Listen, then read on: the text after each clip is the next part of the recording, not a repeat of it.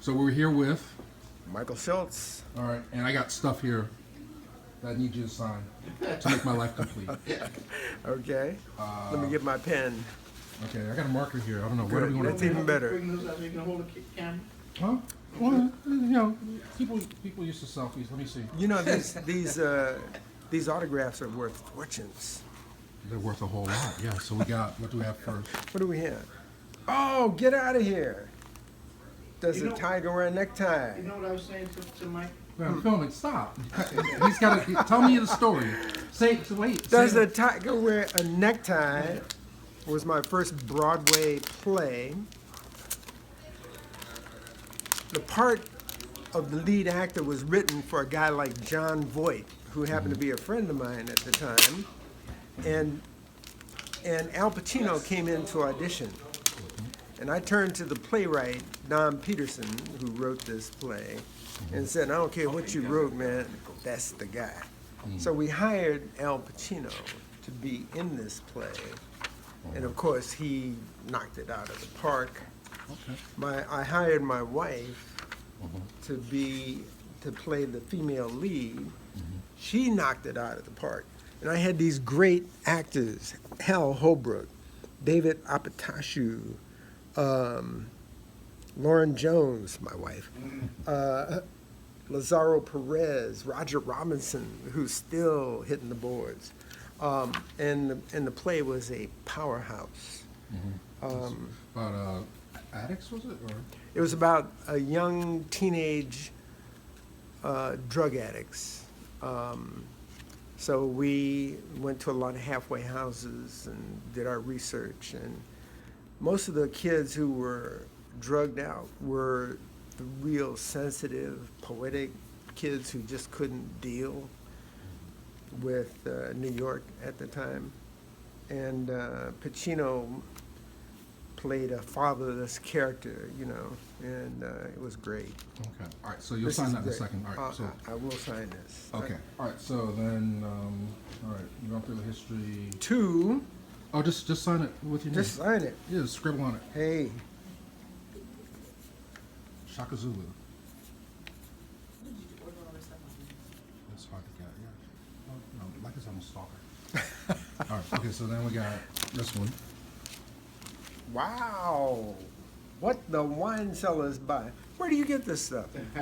I got my secrets. I need to get mine All right. for my We'll find one for you. archives. We'll find one for you. I'm telling you, Mike. What the wine cellars buy. Woody King produced the play. Ron Milner from Detroit, and Glenn Turman, who I put in Cooley High, played the young kid in this, and we did it at Lincoln Center. I don't know how many black directors have been in Lincoln Center, not very many, unfortunately. But this was one of the first black plays done at Lincoln Center. No, on the front. I mean, it resembles Shakespeare, no? Or who is that supposed to represent? That is Shakespeare. Okay. The New York Shakespeare Festival, Lincoln Center. Ah. It used to be, before Joe Papp created the Shakespeare Festival downtown, it used to be combined with the Vivian Beaumont. Well, it was funny. We also, like, we put the clips together. The Starsky and Hutch, we managed to put some stage. Where did you people- find that? I cracked up when I saw that. Well, the reason we wanted it was because it had some key people in that scene. Like, you managed to, I know, like Roger Robinson for one. Yeah. Dick Anthony. Yeah. Well, Dick Anthony and his wife. Now this is interesting. They don't have any pictures of the cast in this. Okay. Now I wonder why they chose to do that. Because they all were black. Glenn Turman, Ray Vitti, who I put in Car Wash, Dick Anthony Williams, who is a fabulous actor, Marilyn Coleman, who I put in Which Way Is Up, also fabulous. Frank Adu, Sonny Jim Gaines, Mike could do. Belinda Tolbert, Debbie Morgan. Wow. Michael Duke did, of course, on 10th Street.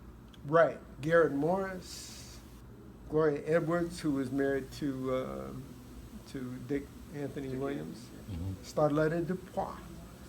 Some really good actors. Great experience doing that one? Yeah. I don't remember a lot about it, but Yeah, I know you've done You guys want to dozens. see, her movie is running right now, like Kite Twice. Yes. Linda, we're gonna do a Q&A with you afterwards, Okay. so you can hang out. All right, Yeah, one more. Look, All right, but yeah, the Starsky and Hutch though, you have Dick Anthony and you have his wife in that episode. Gloria Edwards. Yeah. Wow. I totally, I don't even remember doing You that. remember doing certain things? He's like, how'd that happen? Yeah, All right. exactly. So what directing experiences on stage stick in your mind? On stage, Yeah, theatrical. my very first play at Lincoln Center was a Sam Shepard play called Operation Sidewinder. That it was one, I think, in their first inaugural season, and it kind of shocked the old blue-haired ladies, you know. Sam Shepard. He was hot as a firecracker at one time. Yeah, Okay. a lot. You know, Mike, you song, playbills. Mike, you are a man. song "The Lusitanian Bogey," you know, was just an incredibly powerful piece of agitprop theater about the oppression of Mozambique and Angola by Portugal. And it opened the Negro Ensemble Company. And it was a play that was created without the actors knowing what characters they were playing, you know? Oh wow, okay. So all the Well, while you're opening it, we Charles and I, we're working on a podcast about Melinda. You know, so we talked to Judy Ann Elder, oh, yeah. and then she was so excited to be able to share thoughts about Lonnie. Uh-huh. She put us on three-way with Robert Hooks, and then Oh. they started reminiscing about the NEC. Right. I mean, what can you share with us about NEC? NEC was just a powerful idea whose time had come, which was, you know, create a place to cultivate writers, directors, actors, backstage technicians, you know, composers. And the theory was if you created a place where that work could be done, all this talent would surface. And of course, it did. You had Esther Roll there. Esther Roll,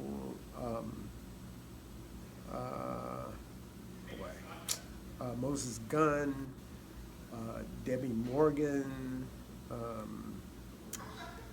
Roger Robinson, Rosalind Cash, and they all gradually filtered off to Hollywood, you know, to do work in film and television, and a couple of Pulitzer Prize-winning playwrights.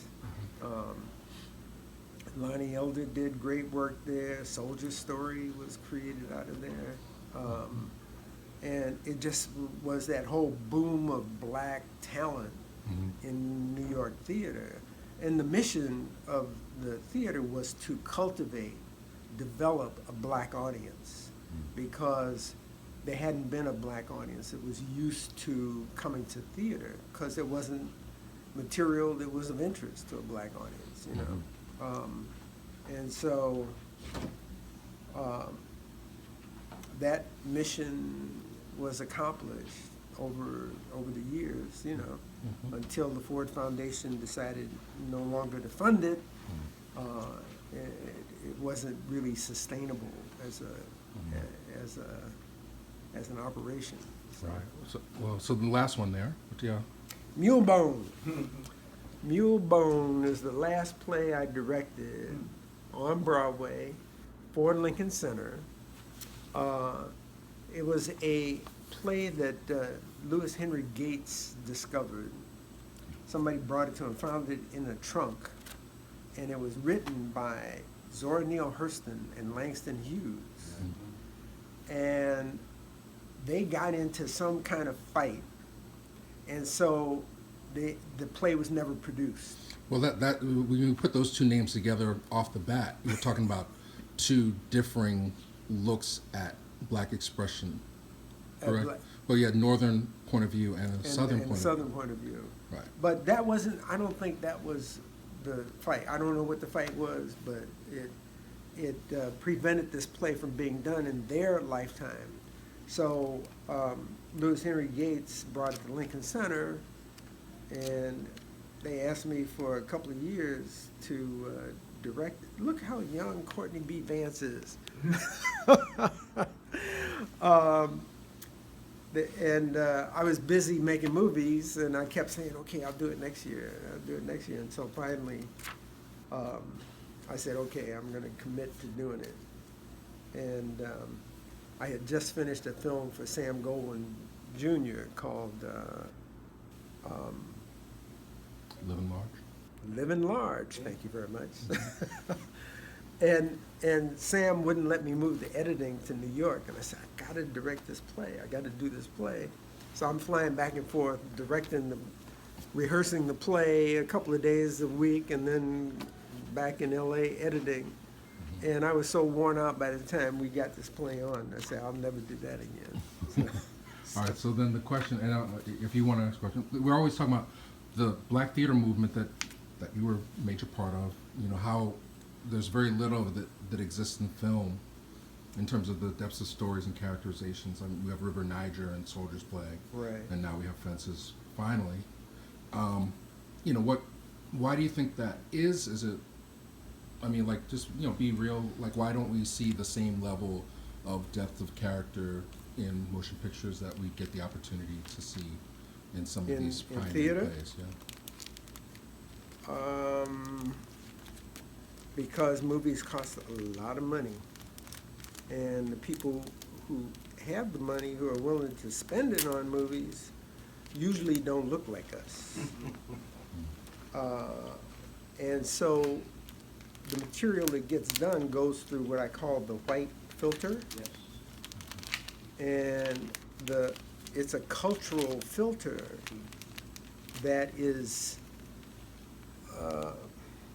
that's created by whatever their life experience is. And sometimes you find someone who really genuinely connects with the black experience, and you'll get a film like Hidden Figures done, which wouldn't have happened unless there was somebody of the Caucasian persuasion who was going to be a champion for that film, you know?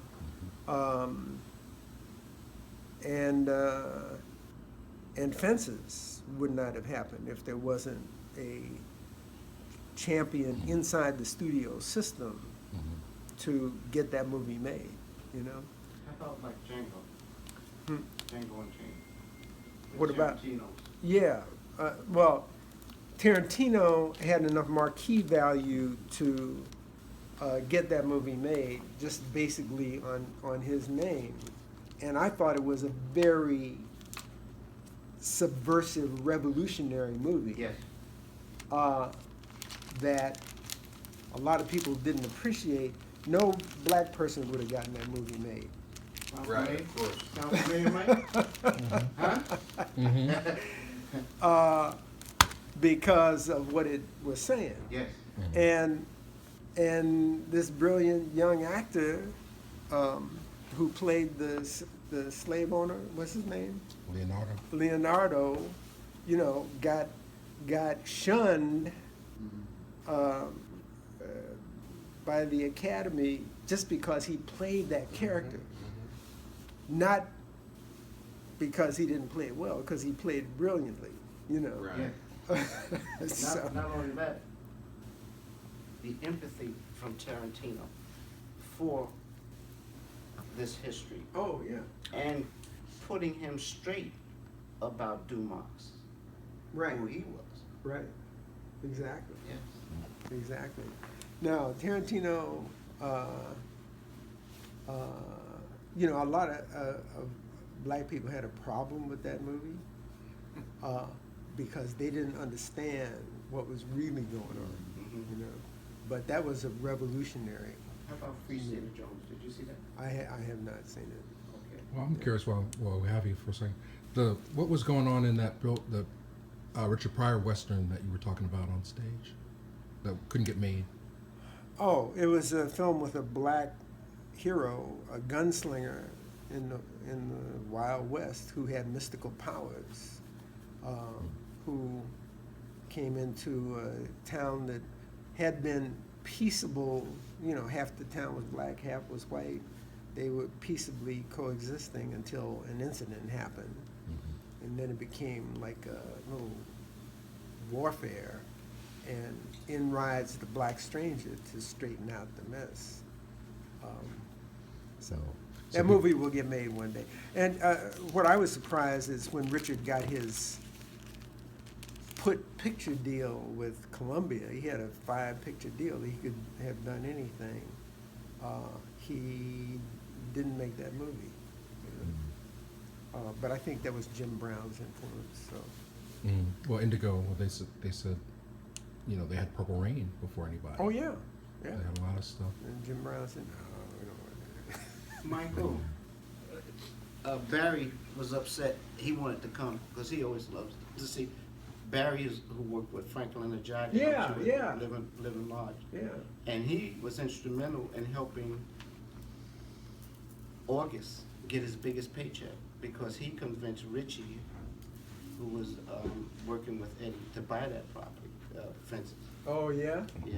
Okay. Yeah. But he sends his love to you, Oh well, and I hope reflected right back. I hope Lawrence feels better also. Yeah. All right. Well, thank you. Thanks, Michael.